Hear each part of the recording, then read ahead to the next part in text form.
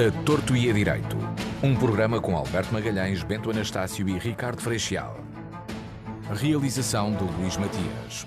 Olá, muito boa tarde, bem-vindo ao A Torto e a Direito, edição deste dia 14 de junho.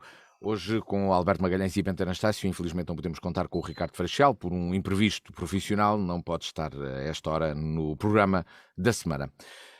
Já vamos entrar na agenda do dia de hoje, temos muito para falar e, antes disso, como sempre, temos as notas de abertura. Alberto Magalhães, que destaques trazes para o início deste A Torto e a Direito? Boa tarde e bem-vindo. Olha, boa tarde Bento, boa tarde Luís, boa tarde aos nossos ouvintes. Em primeiro lugar, uma breve referência ao Arraial de Santo António na Praça do Geraldo. Parece que correu bem, não estive lá, mas parece que correu bastante bem, que teve muita animação e os meus parabéns aos organizadores, à Junta de Freguesia do Centro Histórico, não sei se é assim que se chama.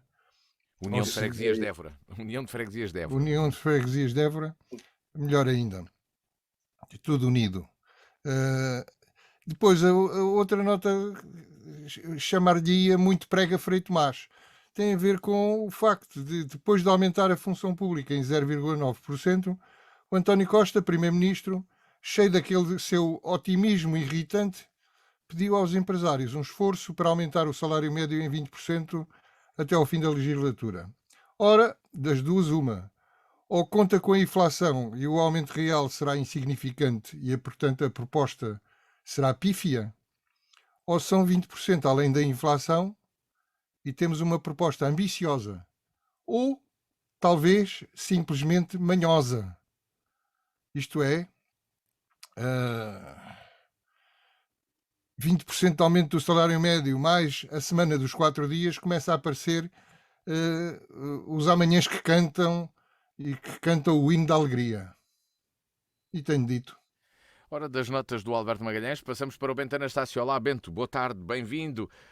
Que notas trazem para a abertura do A Torto e a Direito deste dia 14 de junho? Boa tarde. Ao Luís, ao Alberto, quem faz o favor de nos escutar. Eu tenho aqui umas 2 ou 3 coisas das quais gostaria de falar.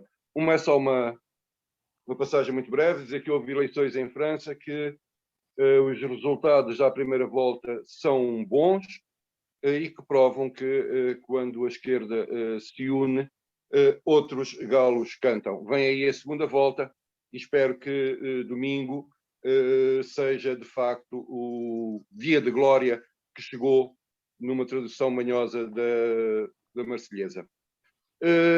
Outra questão tem a ver com, outra nota, com uma invenção de Sua Excelência o Presidente da República. Resolveu a Sua Excelência, no alto da sua magistratura, não sei se alguém lhe deu autorização para isso, para passar a chamar ao 10 de junho também Dia das Forças Armadas. Não se chama dia disto ou dia daquilo quando passa pela mona de um Presidente da República. E, além disso, isso de querer que o dia 10 de junho seja o Dia das Forças Armadas tem mais a ver com os tempos em que o pai de Sua Excelência, o Presidente da República, era ministro. O regime fascista em Portugal teve pouca vergonha de juntar Camões e a sua universalidade ao serviço de uma coisa manhosa como foi a guerra colonial. Isto é, por parte do Presidente da República, uma manhosice para não lhe chamar outra coisa. Eu agora, a nota principal, ia agradecer que, se eu me esticar, que alguém diga, por favor, ou me lembre de dizer alegadamente ou com o devido respeito. Então começarei com o devido respeito a falar de um acórdão do Reverendíssimo Tribunal Judicial da Relação de Évora. Houve 3 excelentíssimos senhores doutores desembargadores que, com o devido respeito,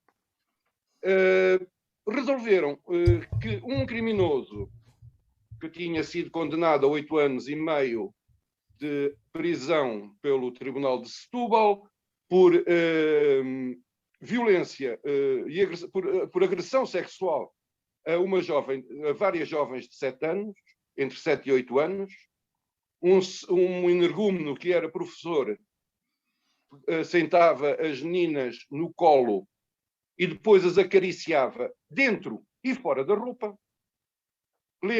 Vou repetir, fora da roupa, quer isto dizer diretamente com o corpo da criança, e os senhores acham que aquilo não é violência. Querem o quê? Só é violência quando as crianças são violadas? Querem o quê? Condenar apenas quem bate e pratica atos de brutalidade sexual sobre as crianças? Isto das festinhas é muito amor e carinho? Mas de onde é que veio esta gente? Desculpem, de onde vieram estes senhores doutores, juízes, desembargadores que assentaram praça no nosso tribunal?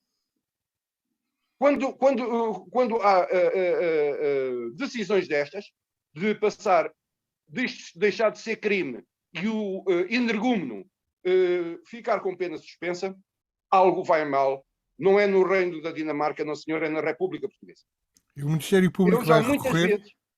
Eu muitas vezes, não sei, Alberto, aqui tenho manifestado o desagrado por decisões do sistema judicial. O sistema judicial é a base do sistema democrático. Quando existem barbaridades dessa, é a própria democracia que está em perigo. É a democracia que está em jogo porque um dos seus suportes, a justiça, não funciona. Ou não funciona, ou funciona mal, ou funciona de uma forma de tal maneira aberrante e escabrosa que deixa toda a gente indignada no mínimo. E isto é o princípio do fim da democracia. Onde é que há uma coisa que é o comum? Nós, num Estado de Direito, entregamos a administração de justiça a profissionais que são instruídos, são tecnicamente preparados. A isto se deve juntar a vida e mais os valores médios da sociedade. Não há cidadão médio neste país ou em qualquer parte do mundo que ache que um professor passar a mão na vagina de uma criança não seja uma agressão sexual. Não pode continuar a ser assim. Temos que começar a pensar muito bem como estão a ser formados e como é que estão a ser promovidos os juízes deste país. Já não chega ao que chega no Tribunal da Relação de Lisboa, não queremos coisas destas no Tribunal da Relação de sítio nenhum, sim, muito menos da minha cidade. Fica as notas de abertura do Bento Anastácio no Ator de Direito. Desculpa pelo tom, mas estas coisas tiram-me do sério. Vamos entrar no período de agenda deste Ator de Direito. Falamos sobre a crise das urgências hospitalares. Em maio foram os picos de afluência provocados pelos doentes com suspeita de Covid. Agora o encerramento de 4 urgências de obstetrícia, concretamente em Lisboa, Almada, Barreira e Braga. A impossibilidade agora também já foi anunciado que durante esta semana há uma outra urgência de obstetrícia que será encerrada no Algarve, em Portimão, concretamente. A impossibilidade de se realizarem substituições é apontada como uma fonte do problema. As sondagens indicam que a população portuguesa avalia positivamente o trabalho da Ministra da Saúde, Marta Temido, e simultaneamente compra cada vez mais seguros de saúde e paga saúde através de subsistemas. Aliás, há um dado relevante, são 5 milhões de pessoas que têm ou seguros ou subsistemas de saúde neste momento, de acordo com o presidente da Associação de Hospitalização Privada. Alberto Magalhães, bem, temos uma crise das urgências e o que é que se passa? Há problemas concretos que vêm de trás, que não foram resolvidos. A própria Ministra fala disso. Estamos perante o quê? A Ministra também vem de trás. Uhum. Não são só os problemas. A própria Ministra vem de trás. E, Não é? e- Não é? mas a que é que se deve Epá, esta crise das urgências? Porque parece que foi- todos os problemas estão nas urgências. Ora, porque há pico de afluência, ora, Nem porque não há todos estão nas médicos. Mas o urgências, que é mas que, o nas que é que urgências acontece? nota-se mais. Nota-se mais nas urgências porque os médicos, a partir dos 50 anos, só fazem turnos da noite se forem voluntários, voluntariamente. E depois dos 55 anos, só fazem urgências voluntariamente. Não podem ser obrigados a fazer urgências. Ora, como a idade média dos médicos no Serviço Nacional de Saúde está a aumentar, é só um dado, a idade média dos funcionários públicos no seu conjunto já é mais de 50 anos, já é superior a 50 anos.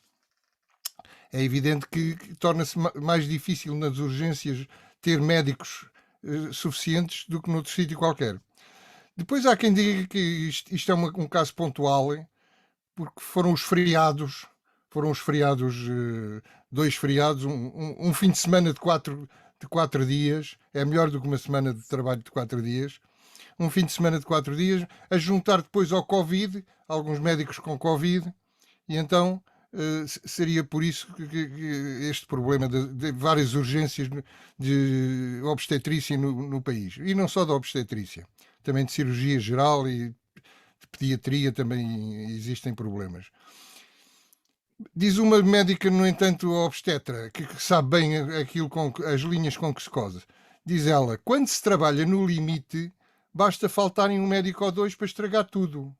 É óbvio, quando já há pouca gente, quando está tudo por pontas, basta faltar um ou dois para estragar tudo. E há quem diga depois, não, mas o problema é que se formam médicos a menos. É preciso formar mais médicos. Até querem abrir uma faculdade de medicina aqui em Évora.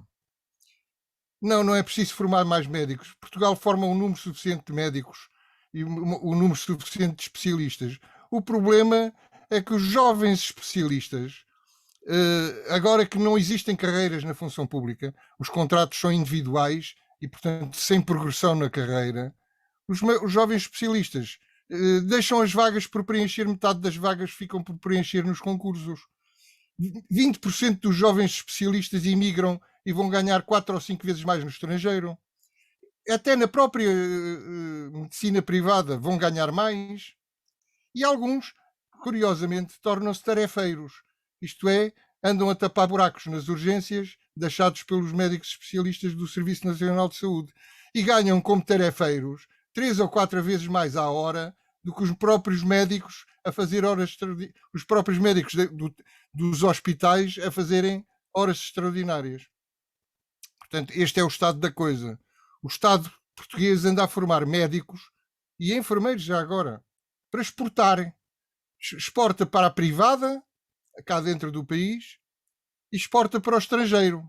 E não consegue manter, devido à ausência de carreiras e aos ordenados relativamente baixos, relativamente em relação ao que paga a privada e em relação ao que pagam os estrangeiros, não consegue manter grande parte dos médicos especialistas mais novos.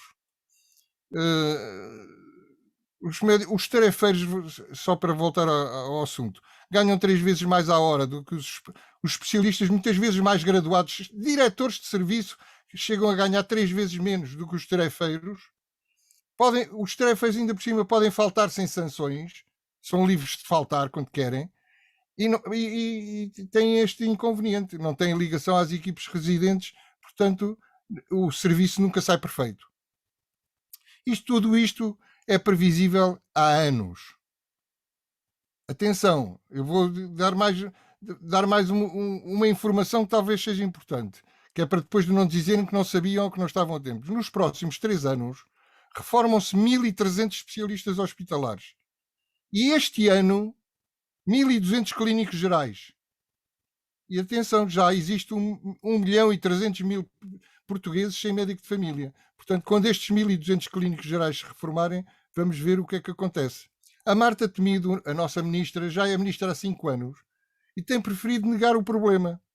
Até agora tem negado o problema. Mesmo agora, ela diz que vai gerar e executar um plano de contingência para o verão. como se o problema estivesse no verão e nas férias dos médicos.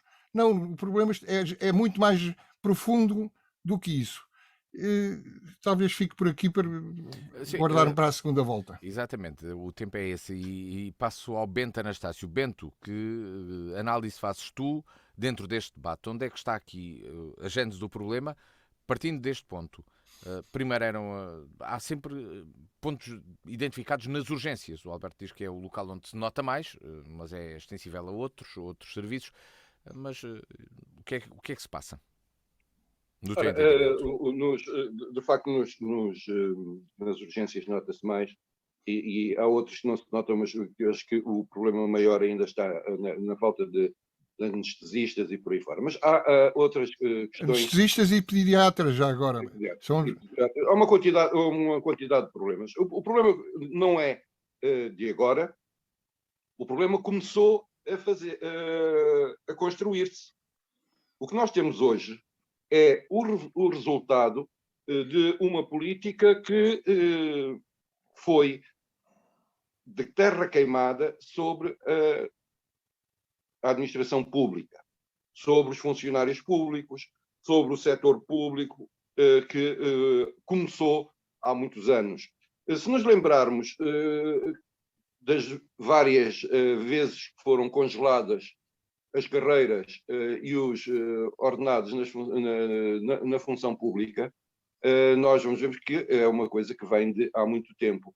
Isto tudo faz com que os problemas que se foram empurrando com a barriga, algum dia tivessem que ter que aparecer, de facto, serem visíveis. Nós passamos anos sem contratação pública. Ou seja, houve anos em que não foram contratados médicos e não foram contratados enfermeiros. Ora, se há anos em que não entra gente nova, obrigatoriamente havia de chegar à altura em que não havia quem substituísse os mais velhos. Nós temos, de facto, e eu já aqui falei nisso 2 ou 3 vezes, um problema geracional em termos da saúde, da educação, dos serviços públicos. Há uma geração que vai passar em branco. Ou seja, não vai haver gente capacitada tecnicamente, em termos de progressão na carreira, dos seus exames, da sua especialização, para substituir os que vão sair, porque houve anos em que não entrou ninguém. Nós isto depois ainda vamos pagar mais caro quando sair esta nova geração e nós tivermos um problema mais grave, que é a falta de gente para passar conhecimento e para passar know-how. Porque aquilo de se ser médico, não se sai médico da faculdade. Vai-se fazendo médico. E, como em tudo, é por tentativa e erro. Ora bem, mas vamos deixar de ter quem não deixa fazer a asneira. Ou seja, quem chega a determinada altura e diz assim, olha lá, isso não pode ser, tem que ser de outra maneira. Portanto, aí começa um problema. Acontece que há, desde há muitos anos, uma coisa completamente estapafúrdia, que é no dia em que um médico acaba a sua especialização, faz as suas provas de especialização, portanto, não, para ser especialista tem que se fazer e acabar, tem que se prestar provas, a partir do momento em que o júri o dá como especialista, perdeu o vínculo à função pública. Isto não lembra ao mais pintado. Ou seja, terá que voltar a concorrer, a entrar, etc, etc, etc. É claro que no dia em que o jovem especialista presta provas, tem lá 2 hospitais privados portugueses, mais uma das várias agências de contratação de pessoal médico que existe no país, que contrata para a Inglaterra, para a Alemanha e para esse tipo de países, que estão desertinhos de apanhar pessoal médico português. Porque é bem formado, porque na maioria tem pelo menos mais um ano de formação que o resto da Europa, que faz parte do seu currículo a parte prática, o estar nos hospitais, e no dia a seguir a isto tudo, depois do dinheiro dos nossos impostos terem sido feitos especialistas, eles podem ir livremente embora, porque houve uma lei, acho eu, do tempo do professor Aníbal, que permite isto. Nos outros países o que se faz é ao contrário.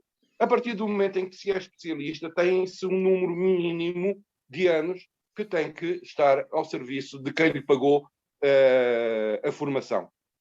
E isto acontece, não é em países não é na Coreia do Norte, nem coisa assim no género. É na Europa civilizada, onde os nossos profissionais de saúde são requisitados a peso de ouro. Sobretudo no setor da enfermagem especializada. Coisa que eles não têm e que nós, neste momento, não temos, mas formamos e mandamos embora. Ora, o congelamento Para concluir, então, Bento, sim, nesta primeira volta. O congelamento dos salários e a falta de progressão na carreira faz com que a carreira médica no setor, no Serviço Nacional de Saúde, não seja atrativa. E isto não é por acaso. Não é por acaso que isto acontece. Em minha opinião, foi propositadamente é retirada a capacidade de recrutamento ao setor público para que o setor privado tenha os especialistas a custo zero, já que nós os pagamos e depois os dispensamos.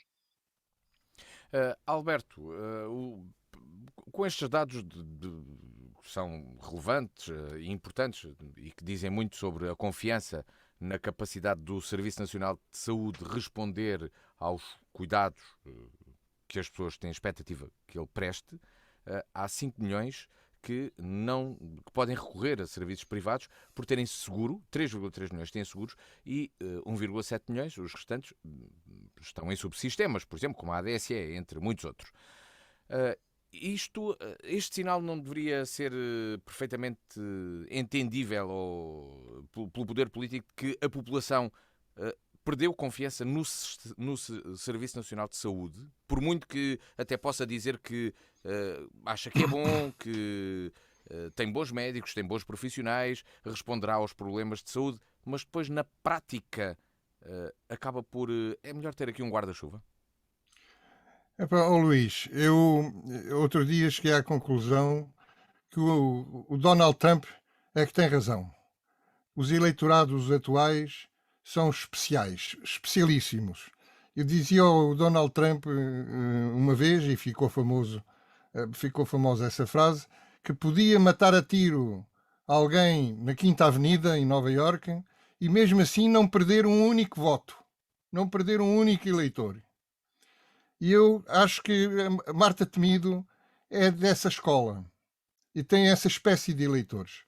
Isto é, as pessoas acham melhor ter um seguro de saúde, acham melhor ter a ADSE, é o que as salva muitas vezes, pelo menos salva-as de ficar numa fila interminável de anos, mas acham a Ministra da Saúde simpática, competente, corajosa, é tudo bom. Não faz nada, mas é tudo bom. Deixa o Serviço Nacional de Saúde ir por água abaixo, mas é tudo bom. A mortalidade perinatal aumentou, a mortalidade materna não era tão alta desde há 38 anos. A mortalidade geral aumentou e não foi só por causa do Covid, nem lá perto. E, no entanto, a Ministra da Saúde é a mais bem cotada dos ministros, apesar de não fazer nada para salvar o Serviço Nacional de Saúde. O Bento tem razão quando diz que é absolutamente abjeto o Estado pagar anos e anos e anos de formação dos médicos e depois não lhes exigir um mínimo de anos a trabalhar no Serviço Nacional de Saúde. Os hospitais, na minha opinião, já deviam ser há muito tempo livres de contratarem e de assumir a responsabilidade por quem contratavam. Isto é, a descentralização em Portugal do poder é assim, nomeiam-se diretores, normalmente comissários políticos e não gestores de carreira competentes, e depois não se dá sequer liberdade a esses gestores para gerirem. Quem faz a gestão é a Autoridade da Saúde em Lisboa, quem abre concursos é a Autoridade da Saúde em Lisboa, etc, etc, etc. Portanto, isto está tudo virado de pernas para o ar. Parece o país.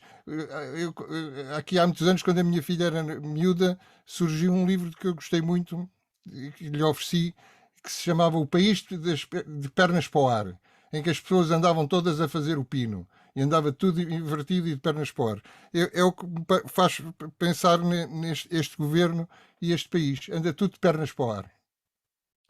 Bento Anastácio, porque é que estes sinais não são, então, acolhidos pelo poder político?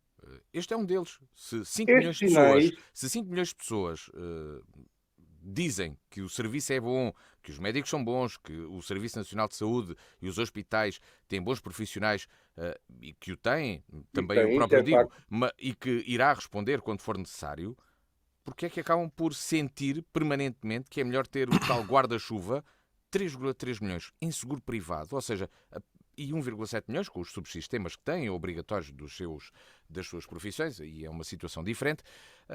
E porquê é que isto não é... O que é que o poder político não lê desta decisão? Porque Não, os ao eleitores, contrário. a população acaba por estar a pagar 2 vezes os serviços de saúde. Exato, mas isto isto não é por um acaso. Isto é, de facto, resultado de uma decisão política, de uma opção política que dava este caminho. Há quem entenda que isso começou quando o PS e o PSD se entendem para pôr na Constituição uma palavra, que é o tendencialmente. O Serviço Nacional de Saúde era geral e gratuito. Agora passou ao tendencialmente. Aquela coisa de se dizer que, bem, quem pode pagar deve pagar, não é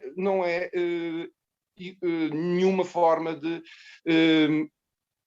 justiça social, antes pelo contrário. É Achas? criar... Eu acho que não. Aí estamos em completo não é. desacordo. Deixa-me só acabar o raciocínio, Alberto. Porquê? Porque em vez de estarmos a criar um Estado social, estamos a criar um Estado de caridadezinha, que é completamente diferente e é uma coisa abjeta. Foi criada toda uma política para levar a que houvesse um aumento de resposta da saúde privada. Eu vou dar-lhes exemplos. O exemplo das radiografias e das análises, que foram pura e simplesmente postas ao serviço da iniciativa privada, quando os centros de saúde deixaram de poder utilizar para os seus doentes os laboratórios dos hospitais. Ora, se não podem usar os hospitais, têm que ir aos da privada. Então nós estamos a pagar, o Estado está a pagar um serviço que deveria ser feito por si e a subsidiar a economia privada no lado da saúde. Mas as pessoas sabem, quando estão doentes, e quando estão doentes ou do sério, têm que ir para o Serviço Nacional de Saúde. Eu já aqui dei o exemplo de um senhor que, sendo o acionista maioritário do Grupo Melo Saúde, quando esteve doente ou do sério, foi para o Hospital de São João. Ora, que se nós vemos o que é que leva as pessoas a irem ao E não pagou nada. E não pagou nada, obviamente. E acho muito bem, porque se uma pessoa está doente, é um cidadão deste país, tem então direito o filho do Champollimau a ser tratado num hospital como tem o meu filho. São os cidadãos deste país, ou quem nos visita. Quem está neste país tem o direito de ser bem tratado quando entra no hospital, independentemente da sua conta bancária. E isso acabou quando se pôs lá o tendencialmente. Ora, isto não é a criação do Estado Social, não é o querer a República a funcionar no sentido da res pública, de termos direitos que são inalienáveis pelo simples facto de ser cidadão. O simples facto de ser cidadão no que previa a Constituição de Abril, dava-me o direito à escola e à saúde. Gratuita, universal. E a partir desse momento, quando as coisas passam por aí, passa a acontecer isso. Por exemplo, a ADSE sempre foi o sustentáculo da medicina privada neste país. Quem primeiro descobriu o filão foi a Cruz Vermelha, quando fez o seu hospital, o Hospital da CUF, etc., que perceberam que havia um nicho de gente que podia pagar, que eram os funcionários públicos, e que tinham um sistema de saúde fora da segurança social. Assim como tinham as Forças Armadas, Bento, assim como tinha a polícia. tu estás assim a partir do como tinham os princípio que bancários. vivemos num Estado comunista em que a medicina privada tem que ser proibida. E isso é um Eu não estou a disparate. dizer que tem que ser proibida. Não, Eu é o que se entende. que tem que ser proibida. Parece que são todos uns malfeitores. A malta que trabalha na privada é tudo uma camada de malfeitores. Descobriram Na o maioria, da na DSE. maioria, na Descobriram o maioria. filão da DSE, não. O filão, obviamente que é o filão. Trabalham, tem que para o Bento ganhar. Anastácio então terminar, Trabalham, tem que ganhar. fica Então, esse agora, contraditório. trabalham de Bento- borla. A questão é, Então, Bento, para concluir. que... O problema é o Serviço Nacional de Saúde é mal gerido, é gerido por comissários políticos em vez de ser gerido por gestores competentes e sai muito caro, e ainda por cima o Champalimaud, quando vai ao Serviço Nacional de Saúde, não paga. Exatamente, Burrice. como qualquer cidadão deste país, como qualquer cidadão Para deste o Bento país, terminar então. como Quem qualquer pode cidadão deve deste país, pagar. como qualquer A cidadão deste distribuição país, dos direito. impostos deve ser para quem precisa. E não Vamos é deixar o Bento caridadezinha. terminar. E não é Alberto, caridadezinha, é justiça social. para deixar o Bento terminar então e concluirmos o assunto, Bento. Sim, O Bento sim. já está a falar há que tempos. Tem de terminar, tem de dar a oportunidade de concluir com o raciocínio no segundo que é. A justiça social é igualdade de oportunidades. Isso é que é justiça social. Agora, Bem, Isso é que é igualdade de oportunidades. Igualdade de oportunidades é quem não tem Mas aí dinheiro, já não estamos borla e eu quem peço- tem dinheiro pagar. Eu peço desculpa de vos interromper, mas não se consegue perceber o que está a ser dito porque estamos todos a falar ao mesmo tempo e já não estamos propriamente a falar do tema. Já estamos a falar sobre Estado Social, que é outro assunto, e não propriamente este. Temos de partir para outro assunto, também sobre o funcionamento do Estado.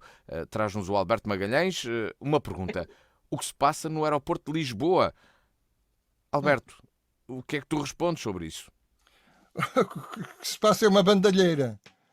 É o abandalhamento completo dos serviços públicos.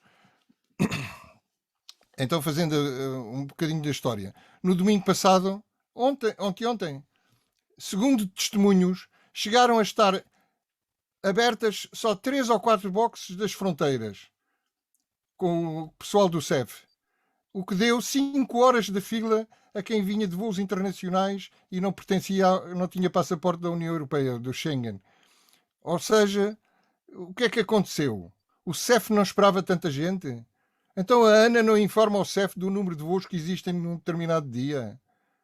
O CEF descobriu no próprio dia que devia ter as 16 boxes a trabalhar em vez de ter 3 ou 4. É impressionantemente negligente. Na segunda-feira, depois das reportagens da televisão, já estavam os 16 postos a funcionarem. Mas mesmo assim fecharam alguns à hora do almoço. E a bicha passou de 5 horas para 2 horas. Continua a não ser satisfatório. Mas o que é mais impressionante é a desculpa do CEF. Vem um sindicalista, o presidente do sindicato do CEF, dizer que a culpa é da ANA, porque aceita demasiados voos no aeroporto. Só nessa manhã de domingo foram 66 voos. E que isso torna o trabalho do CEF impossível. E a ANA diz, não, a culpa é do CEF, porque tem uma insuficiência de postos de controle de fronteira no aeroporto de Lisboa. Devia estar preparado para receber muito mais gente. E não está. Ou seja, o CEF... E agora deixem-me voltar à Ministra da Saúde. A Ministra da Saúde tem um plano de contingência para o verão. Pois não é que o CEF também vai gerar e executar um plano de contingência para este verão? Para Lisboa estão previstas em julho mais 102 inspectores só para o aeroporto de Lisboa. Agora repare-se, 102 inspectores. Então o CEF diz que não cabem mais que 16 boxes no aeroporto de Lisboa e agora vai lá pôr 102 inspectores a fazer o quê? Em 16 boxes. É extraordinário. Quer dizer, são contradições atrás de contradições. Ou seja, a minha conclusão é esta. até parece que o ministro da Administração Interna, o José Luís Carneiro, está a fazer de propósito para causar este burburinho todo, para justificar a abertura da construção do aeroporto do Montijo, sem haver estudos de impacto ambiental obrigatórios por lei, sem nada. É avançar porque há uma emergência no aeroporto de Lisboa. É o que dá a impressão. Mas eu gostaria de tirar conclusões e as minhas conclusões mais assustadoras são estas. Há vários serviços públicos portugueses que aparecem abandalhados, desprevenidos, distraídos, dramaticamente ou ridiculamente insuficientes. Não são só as urgências dos hospitais, não são só as boxes do CEF, é o que se passa no Ministério da Educação com a falta de professores, etc, etc, etc. É o que vai acontecer nas conservatórias de registro, porque não tarda nada, não há funcionários a trabalhar nessas conservatórias, porque vão se reformar todos em pouco tempo. Veremos o que acontece. Veremos o que acontece aos professores, veremos o que acontece às conservatórias, mas cabe uma pergunta: para onde é que foram todos os funcionários admitidos, ou que o governo diz que admitiu de há 6 anos para cá? Milhares e milhares de funcionários que foram admitidos, foram para onde? Reparem que a idade média dos funcionários públicos já ultrapassou os 50 anos, acho que vai em 52 ou 53 anos. E o que é mais assustador é que o governo parece incapaz de prever seja o que for. Parece uma virgem ingênua, surpreendida com a realidade dos factos da vida. Não pode ser. Nós não podemos ter um governo assim que se surpreende ou que é surpreendido pelos factos a torto e a direito. Bento Anastácio, e no teu entendimento, o que se passa no aeroporto de Lisboa é específico e um problema conjuntural deste instante? O que é que se passa? Antes de ir a isso, e só para juntar ali, só para juntar ali ao que disse o Alberto, o governo prevê, prevê. Agora, não reage às suas previsões. Está a prever, por exemplo, porque sabe que no final deste ano 26 mil funcionários públicos se vão reformar. Eles sabem isso, não fazem nada para... São virgens ingênuas? Os ministros são virgens? Não são. Isto não é. Se tivesse aqui o Ricardo, diria que era demasiada incompetência para ser só incompetência. Ora, o que é que se passa o que se passa normalmente nos nossos aeroportos tem a ver com problemas infraestruturais. Aquilo de se ter privatizado a ANA não foi grande negócio, nem monetário, nem em termos de melhoramento dos aeroportos. Há, de facto, uma relação entre o investimento feito nos aeroportos e o retrocesso na qualidade dos serviços. A partir do momento em que há menos pessoal, em que não são feitas obras de manutenção, não são feitos os alargamentos necessários ao aumento da procura. Portugal passou a ser um destino turístico de eleição, será ainda mais este ano. Eu este fim de semana fui visitar a família, percebi, por exemplo, no Algarve, que há uma quantidade grande de cidadãos do leste da Europa que iriam, em termos normais, de férias para a Ucrânia, que neste momento não irão. Ninguém vai de férias para o Mar Negro, obviamente, nem para a Crimeia. Daí haver a perspectiva de aumento da procura por parte dos turistas. Ora, toda a gente previu isso, toda a gente tomou medidas, à exceção de duas. Ou seja, não tomou o Estado da Nação, ou seja, o Sr. Ministro da Administração Interna não se lembrou atempadamente de olhar para o calendário. E não é só o calendário nosso, muito menos esse, é o calendário dos outros países, saber, por exemplo, dos feriados nos países emissores de turistas. Só se preocupam com a Semana Santa e os espanhóis. Mas há deste tipo de alturas em que em determinados países que são que nos procuram, se calhar esquecem-se disso.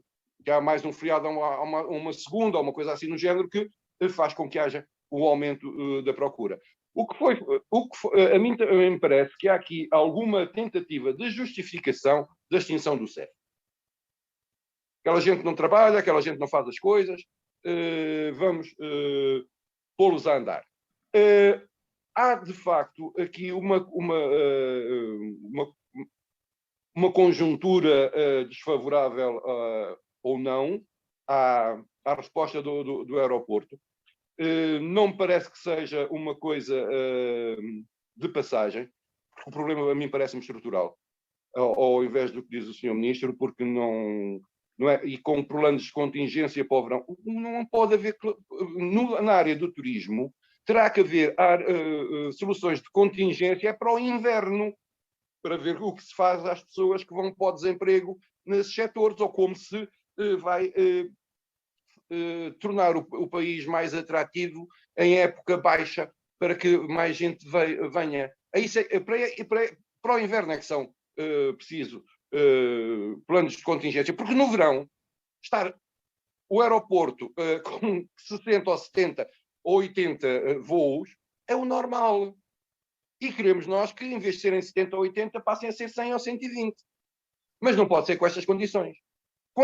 Quando há uma possibilidade, por exemplo, de um setor importantíssimo da nossa economia poder voltar a respirar, o Estado não responde a isso. E nós temos um governo que já lá está há uns anos, com mudança de um ao outro, que continua a fazer o mesmo de antes, que é vamos lá desenrascar a coisa, que é muito português, mas para estas situações não serve.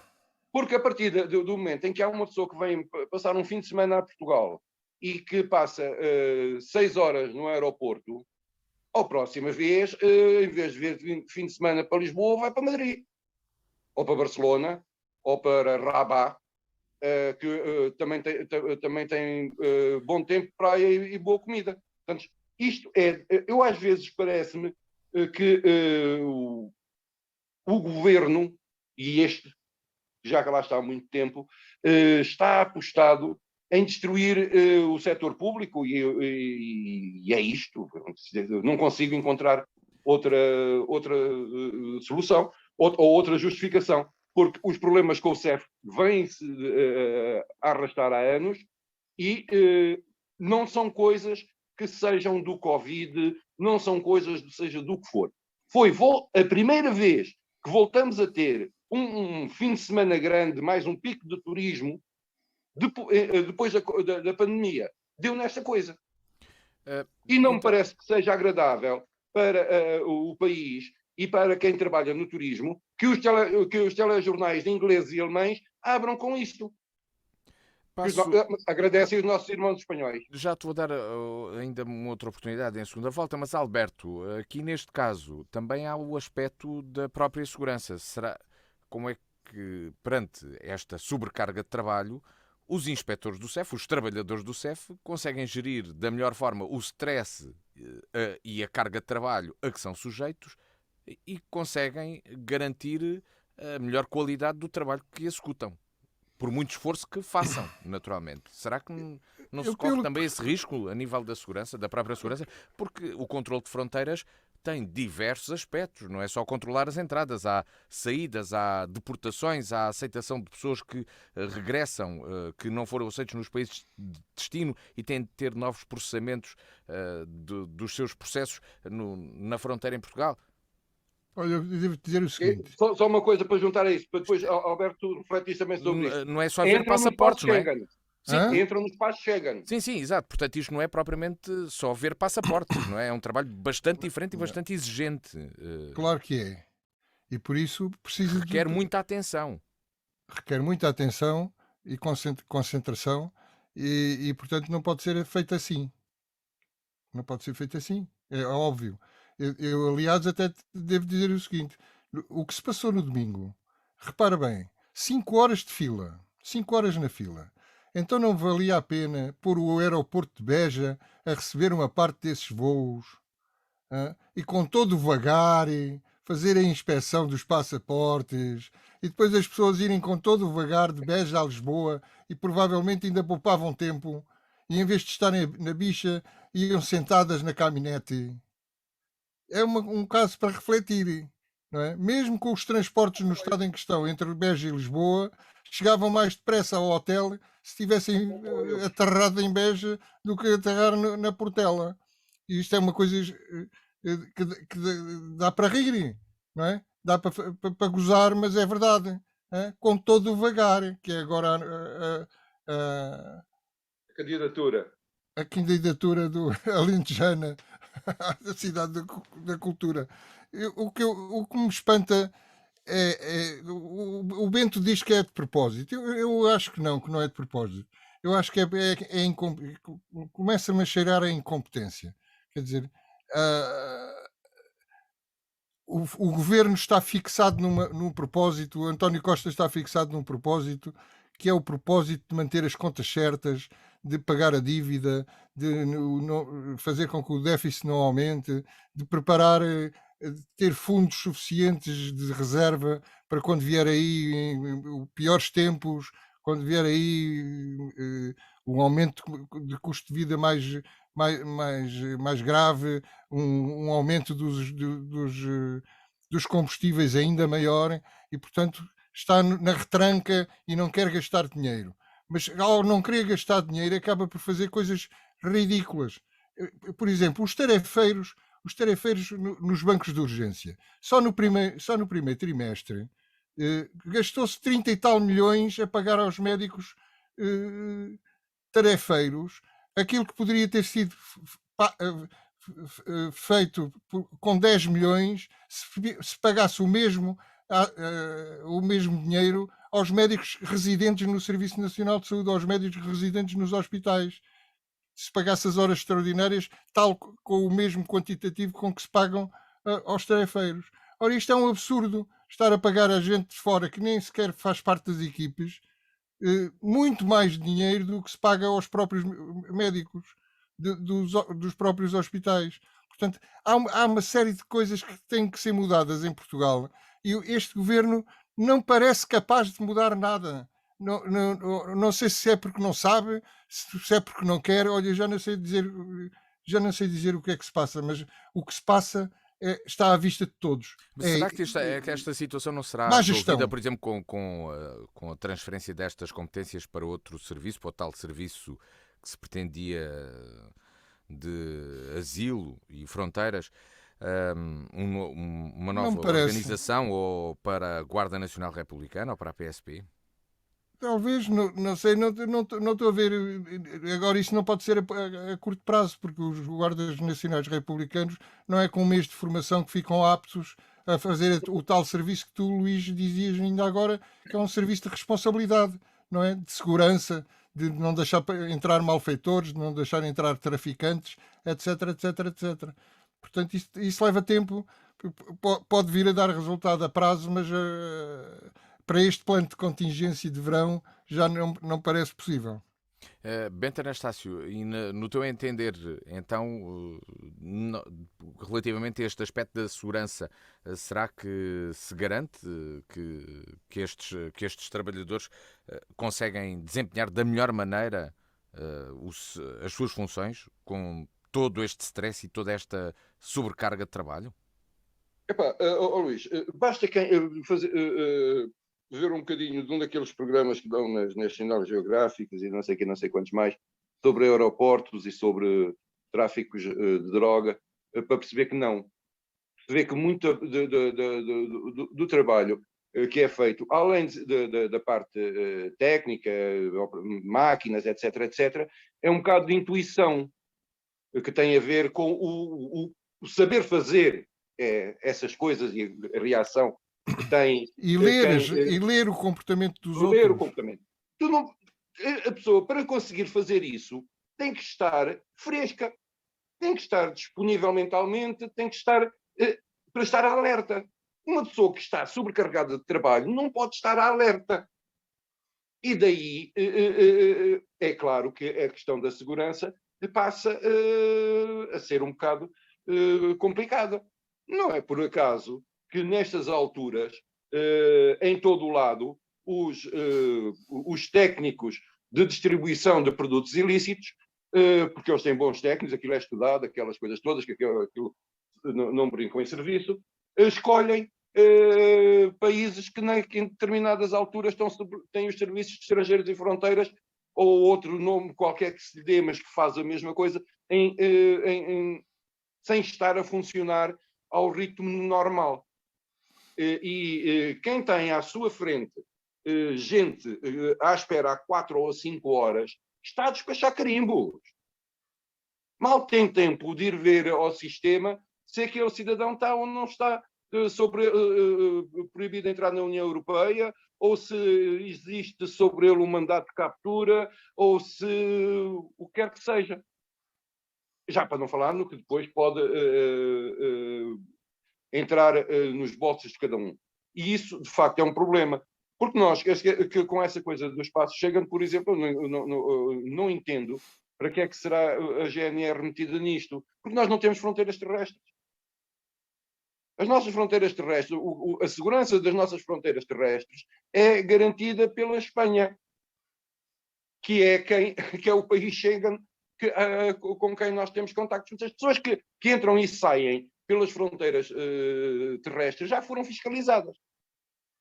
E nós precisamos dessa segurança para não acharmos que temos que andar a patrulhar as fronteiras todas cheias de guardas armados, etc, etc. Mas os outros países também estão à espera disso e estão à espera que nós cumpramos a nossa parte de uma grande fronteira que é a nossa. Não só o que chega de avião, também o que chega por via marítima. E não nos esquecermos também que temos, além disso, os Açores e a Madeira. E toda a área que circunda. Portanto, nós, em termos de segurança, temos demasiadas responsabilidades que nós escolhemos ter, porque aderimos à União Europeia, porque aderimos ao espaço Schengen, etc, etc. Fica muito bonito, mas depois não temos forma de cumprir a nossa parte. Eu penso que o problema da extinção do CEF vai ser gravíssimo. Porque vai passar para a GNR, mas como? Como é que o tratamento com as pessoas que nós recebemos, seja ou que vêm ter connosco, seja de uma forma legal, seja de uma forma clandestina, são seres humanos que estão. A GNR não tem vocação para isso. Isso necessita de treino, necessita de informação, necessita de formação. E agora não se vai pegar no cabo da esquadra e se vai pôr a resolver problemas de imigração ou de ilegal. Tem que haver alguém. E depois nós temos um governo que gosta muito de coisa que acerta nos nomes, arranja assim uns nomes, que é do asilo. Como quem diz, não. Agora nós não estamos também preocupados em que não haja outro caso de mais nenhum ucraniano morto nos serviços do CEF, ou que não haja mais 2 ou 3 do Bangladesh que são espancados pela GNR de Odmira. Desculpem, de Vila Nova de Mil Fontes.